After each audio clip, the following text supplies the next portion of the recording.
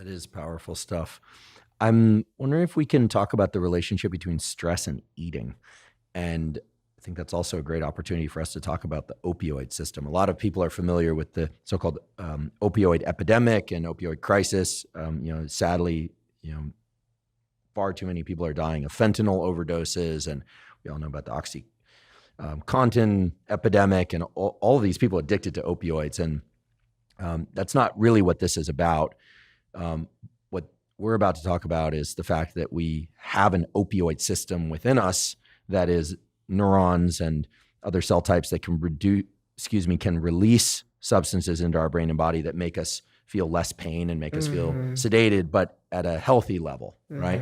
And yet there are a lot of things besides drugs that can activate this opioid system. I think sex activates the endogenous opioid system, as far as I last read. There was a paper out recently, but also food can do it. And again, to healthy levels, provided the context is healthy, of course. What is the relationship between stress and eating and the opioid system?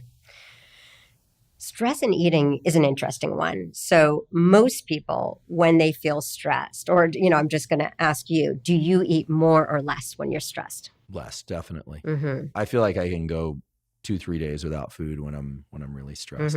But I came up in a profession where, sadly for me, all-nighters were part of the regular until pretty recently, a couple of years ago, when I just called an end to that. And no, it wasn't just because of procrastination. It was just work overload. But I can go a long period of time without eating, although I love to eat. So I do point out that I do love to eat. And what does the body feel like when you're in that stress state, when you're not even hungry? You're kind of shut down in your digestion. That I have enough energy from my neural resources, from adrenaline. And generally those periods of time when I'm not hungry coincide with a hyper focus on the stressor, the deadline, whatever it is in life that needs tending to. And food just doesn't appeal to me as much. It doesn't taste as good, and it's not as enticing. Yeah. So we think that your type of body temperament is high sympathetic. And so when you have a big stress response, your digestion is pretty much shut down. Like it would be the opposite. Eating would be the opposite of what your body's telling you to do. I'm just going to, forgive me for interrupting. For those of you hearing sympathetic, we're not talking about sympathy. We're talking about the sympathetic arm of the autonomic nervous system, which is the so-called fight or flight arm, as opposed to the parasympathetic. In any event, sorry to interrupt, but want to make sure that sometimes people hear sympathy and then they think emotional sympathy. I like to think I have that too, but okay. So I tend to lean more towards the sympathetic, meaning more alertness, arousal on the seesaw of the autonomic nervous system. And I'm a high sympathetic reactor. I lose weight when I go through, like writing my dissertation. I look like a skeleton at the end.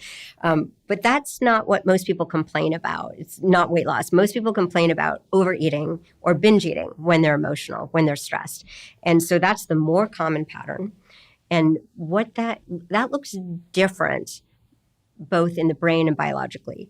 And so what it looks like is that the stress response is driving cravings and also, let's say, high insulin or an insulin-resistant state.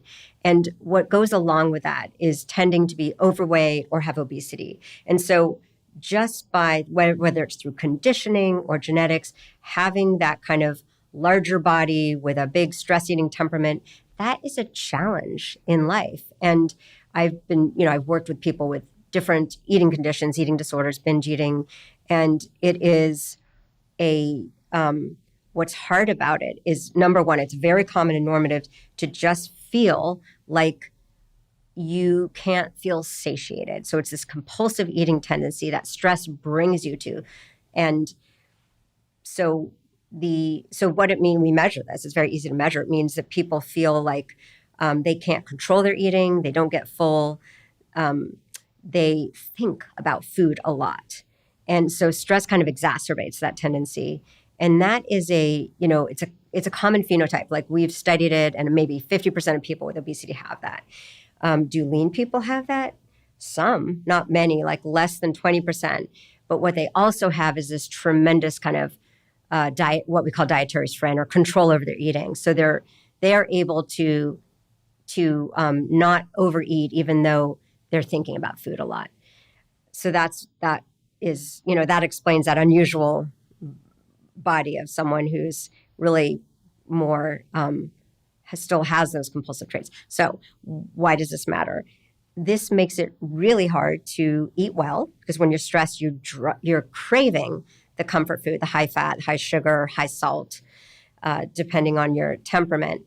And that means with repeated bouts of stress, you're just going to be gaining weight, and particularly in the intra-abdominal area.